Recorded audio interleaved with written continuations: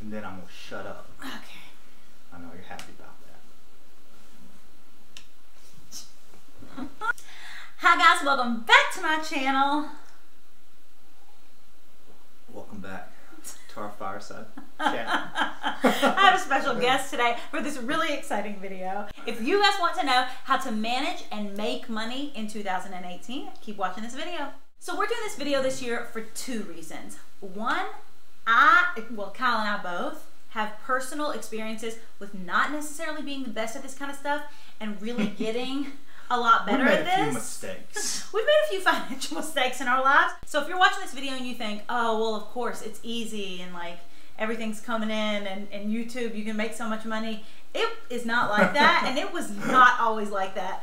Like, you're about to be enlightened. There were times in my life where like I would buy a handbag instead of eating what I wanted to. Anyways. I had to switch to water because I was sweating too much because the coffee was really already. Why don't they talk about credit scores and mortgages and interest and car payments and all that kind of stuff like in school? That's the stuff of life. And sometimes you find yourself in a real deep hole and you're like, why didn't anybody teach me that? Well, we're trying to help you guys. And if you already know how to do this, I applaud you. Step one in achieving your financial goals in 2018, you've got to have a snapshot of where you're at. Look at every single bank account, at every single credit card you have open, anything that's out there, you have to see where you're at. Don't you feel like sometimes you like avoid those things? Sometimes you don't want to open a letter because you're like, oh, I don't have the money, so I don't want to look at it. You got to face it. They don't go away. Kyle knows from experience some of these things. So really face it, and then also see what you have in your personal accounts. If you have a savings account, exactly how much is in that savings account. Really get it out there in front of you and look at it and see, like, where do I actually stand? To make money, you got to first see where you sit with your own money. Right. Some tools that we use.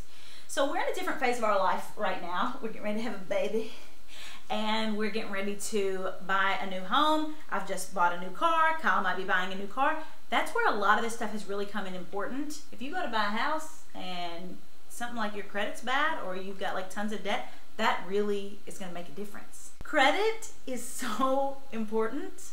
You think that number doesn't matter? That number matters. Yeah. And Kyle and I both like know from experience. I mean, we've brought our credit up significantly in like the last year and a half. Yeah, and I think the biggest thing was, one, checking it. I mean, there's tons of people, including myself, that never checked it before. Yeah, it's just you pay your bills. I mean, and there was things on there that weren't mine. That I guess people ran my credit that I didn't know. Yep. It doesn't matter how low or high it is. Yeah. Just knowing and then being purposeful and trying to improve it helped. So once you get past that first, and for me that's the hardest thing, to get past that first initial like, ooh, I gotta check it. Just like checking it. Yeah, you build up some wall, and once you just kind of do it, you realize, well, it is what it is. Okay, I don't care. I'm going to improve this. Yeah, you have to see your baseline before you start improving it. And then there are tons of tools to improve it. I want to thank Credit Sesame for sponsoring and collaborating with me on this. Credit Sesame. So you go, you check it, it's free. And it's a lot more than just like checking it.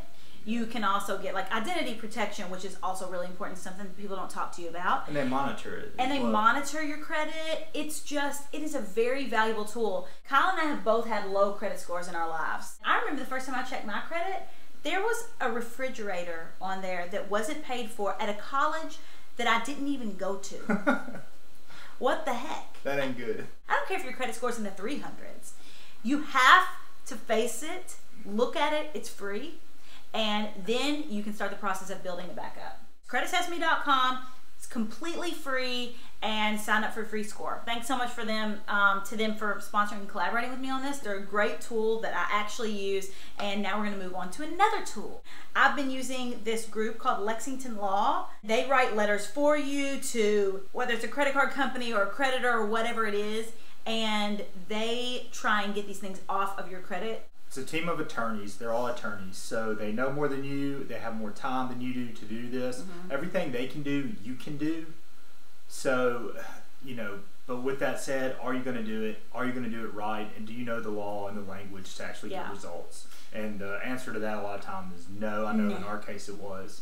So they they help, and it's a paid service. You have to pay for it. Most companies like that are a scam, but this is one of the reputable credit card repair companies. And we've seen the results from them firsthand. So those are our tips on how to manage money, which I put first in the video because that's the most important. And now we're about to tell you how to make money. Arguably. People are like, how do you even make money? Is this your only job? What does Kyle do for work? How do you make money on that? What does it mean when YouTube demonetizes a video? So many questions. It's my favorite part. Yes. You can make your passion a job, and it's at like your fingertips with tools like YouTube and Instagram and Twitter and Facebook. You really can make this into a really profitable and lucrative business. We're going to tell you how we did that, how we continue to do that, and how we hope to get better at doing that. With YouTube, there's really three main ways to make money.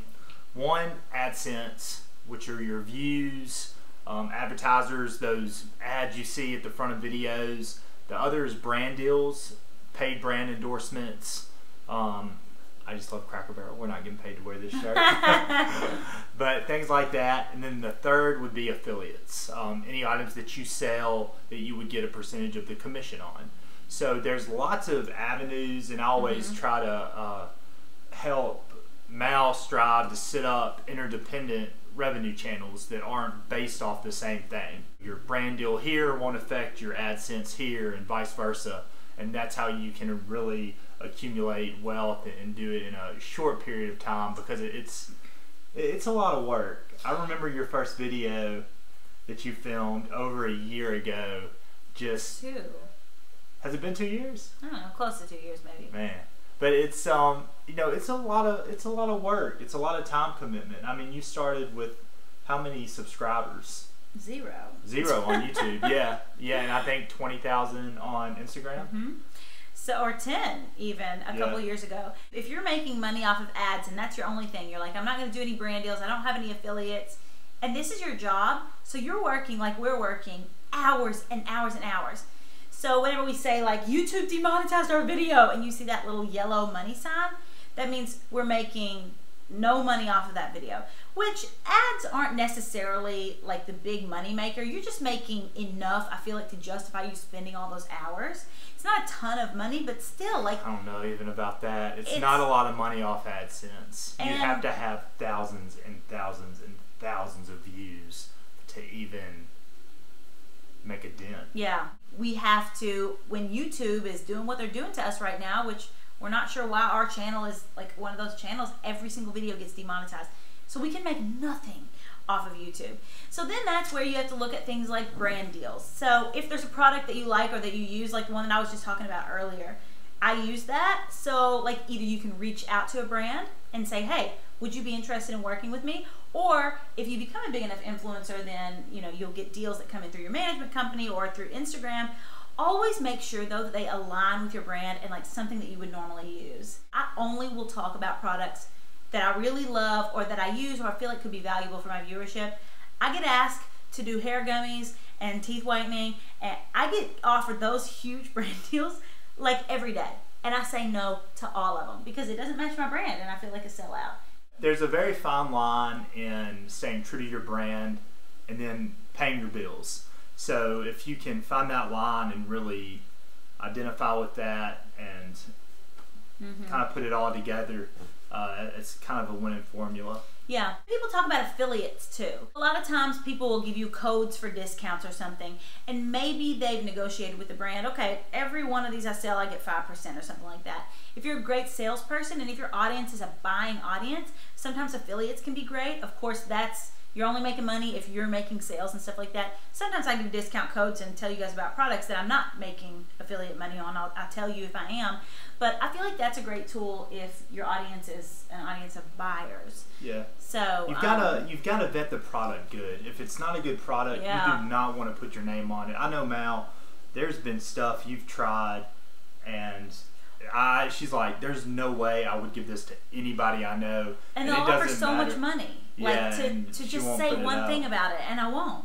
Like, 'cause I can't. Because y'all are all I have. That's why you can't like sell out with brand deals and do something that you don't even use or that would be odd or that you can't fit into your content in an authentic way. So, but if they pay you a lot of money, we can fit it in. It'd have to be a lot. This isn't like a typical desk job where you've got a job, you know your money's coming in, everything's good to go, that company's got it worked out. We have to rely on platforms working. If Instagram quits tomorrow, or if YouTube does things like they've been doing to us and demonetize your videos or whatever it is. If the algorithm kind of does something funky. If the algorithm does something funky, or if the FTC, which is the Federal Trade Commission, if they say, like, you didn't tell that this was sponsored correctly, which we always do, that really can affect like our income, and that's our job. So that's why you see like a lot of YouTubers doing other methods. So my goal is to take how we make our money out of a third party's hands. Basically, we don't have to rely on the algorithm. We don't have to rely on something that we cannot control. Yeah, not totally. That we cannot control affecting our incomes. A lot of YouTubers sell merch, and it's an awesome, awesome way for their supporters to support them, support their brand, and support their channel. You see a lot of YouTubers go into other platforms like Patreon, and what that is, if you can essentially pay your creator or somebody you like that you're a fan of whatever you want. You can pay like $3 a month and be signed up for their channel and get exclusive videos, early previews to vlogs, whatever it may be. And a lot of creators are doing that because YouTube takes half of all the ad money you make. So if you make $1,000 one month total, YouTube's taking $500, so you take $500, and then you're left with $500. So that's a hefty percentage. A lot of other platforms, they give the creator 90%, which is a lot better. So there's lots of things people are doing to where they can go straight to their community, and their community can support them so they can continue to make good content. It's great that there are those other avenues. Obviously, we would love for YouTube to just work well and everything be fine on that platform. But yeah, we want to put out good stuff, and we want it to be good. And we want to keep doing this because it's you know, the sky's the limit, and we have so much content we want to share. We love letting you guys in on our lives, and we're about to have this baby, and there's so much exciting stuff coming. It takes a lot of time, but we love to do it. So it doesn't even seem like a job. It's like the joy of our existence right now. Like, we can't even believe that we're getting to do something like this that we just love to do so much. But we can't have the baby sleeping up in Doug's bed. Morning, morning.